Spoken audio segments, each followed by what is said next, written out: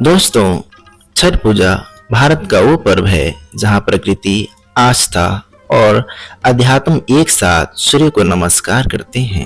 ये सिर्फ एक व्रत नहीं है, बल्कि हजारों वर्षों पुरानी सांस्कृतिक यात्रा है जो वैदिक परंपरा से चलकर रामायण, महाभारत और बौद्ध दर्शन तक पहुंचती है।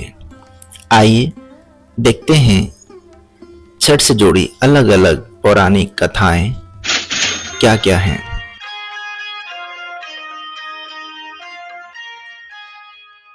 कहा जाता है कि जब भगवान राम और माता सीता 14 वर्ष का वनवास पूरा करके अयोध्या लौटे तो दिवाली के छठे दिन बाद माता सीता ने कार्तिक शुक्ल षष्ठी को सूर्य देव की उपासना की। इस व्रत से उन्हें लौ और कुश का आशीर्वाद मिला। तब से अयोध्या और आसपास के लोगों ने इस परंपरा को अपनाया और यह पर्व बन गया लोक जीवन का महाउत्सव।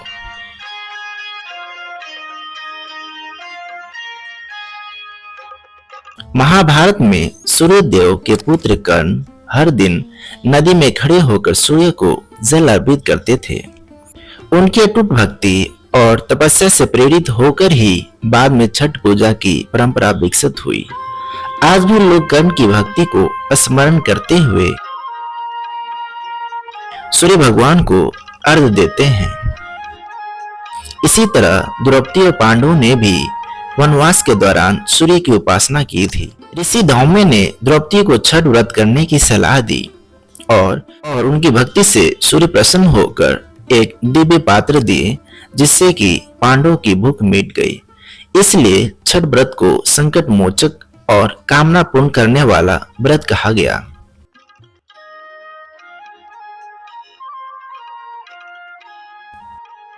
दोस्तों, एक और पौराणिक कथा है प्रियव्रत और रानी मालिनी की।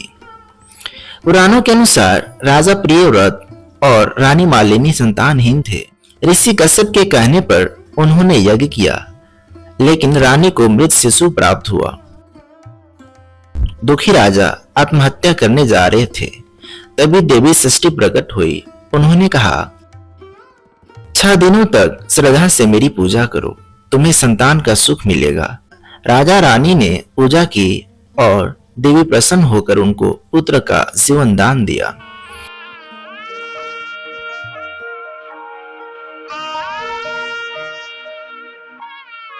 दोस्तों, अब आगे देखते हैं बौद्ध धर्म और छठ पूजा का संबंध। दोस्तों, छठ पूजा और बौद्ध दर्शन का रिश्ता भी गहरा है। सम्राट अशोक, जिन्होंने बिहार और मगध क्षेत्र पर शासन किया, सूर्य उपासना के बड़े संरक्षक माने जाते थे। उन्होंने कई स्तूपों और स्तंभों पर सूर्य के प्रतीक अंकित करवाए। इतिहासकारों का मानना है कि अशोक ने धर्म के माध्यम से सूर्य पूजा को शांति, समृद्धि के प्रतीक के रूप में लोकप्रिय बनाया।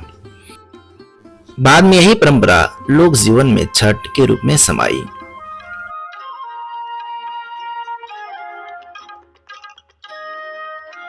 आइए देखते हैं छठ पूजा और बौद्ध परंपराओं में गहरी समानताएं। पहला, अहिंसा और संयम।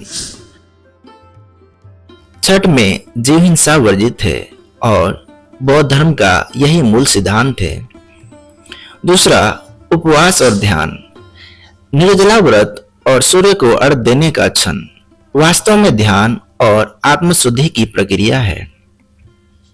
तीसरा, अनासक्ति और आत्मशुद्धि। छठ के दौरान मनुष्य भौतिक इच्छाओं से मुक्ति होकर सिर्फ ऊर्जा और प्रकाश की साधना करता है, जो बौद्ध दर्शन के मूल विचार से मेल खाता है। बौद्ध दर्शन में देव मरीचि और छठी मैया का भी जिक्र है। बौद्ध संस्कृति में देवी मारीचि को प्रकाश और सुरक्षा की देवी माना गया है। कहा जाता है कि समय के साथ यही देवी षष्ठी माता या छठी मैया के रूप में भारतीय लोक धारा में समाहित हो गई। यह परंपरा केवल भारत तक सीमित नहीं है। जापान और पूर्वी एशिया में आज भी मारीचि देवी की पूजा होती है। इससे साफ झलकता है कि छठ पूजा सूर्य उपासना की प्राचीन वैश्विक परंपरा का हिस्सा है। दोस्तों, कुछ इतिहासकारों का मानना है कि छठ पूजा का आरंभ नेपाल की तराई क्षेत्र से शुरू होकर पूर्वी उत्तर प्रदेश और बिहार जैसे प्राचीन बौद्ध केंद्रों में हुआ, जिससे इसके बौद्ध सांस्कृतिक प्रभाव की पुष्टि होती है। दोस्तों, इससे साफ झलकता है कि छठ पूजा सूर्य उपासना की प्राचीन वैश्विक परंपरा का हिस्सा है। छठ पूजा हमें सिखाती है कि प्रकृति की ऊर्जा, सूर्य का प्रकाश और जल की शुद्धता, इन सब के प्रति कृतज्ञ होना ही सच्ची भक्ति है। दोस्तों, यह व्रत धर्म नहीं, जीवन दर्शन है, जहाँ बौद्ध की तरह संयम और वैदिक परंपरा की तरह श्रद्धा, दोनों का अद्भुत संगम दिखाई देता है। छठ पूजा केवल बिहार या उत्तर प्रदेश का पर्व नहीं है, यह मानव और प्रकृति के बीच पवित्र संवाद है। दोस्तों, इस पर्व में सूर्य को जीवन और ऊर्जा का स्रोत मानकर आभार व्यक्त किया जाता है। यह पर्व आपसी भाईचारा, एकता और परिवार बंधन को मजबूत बनाता है।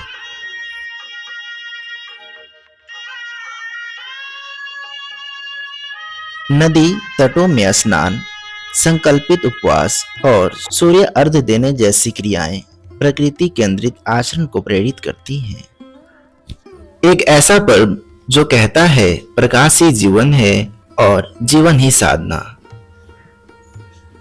शुक्रिया।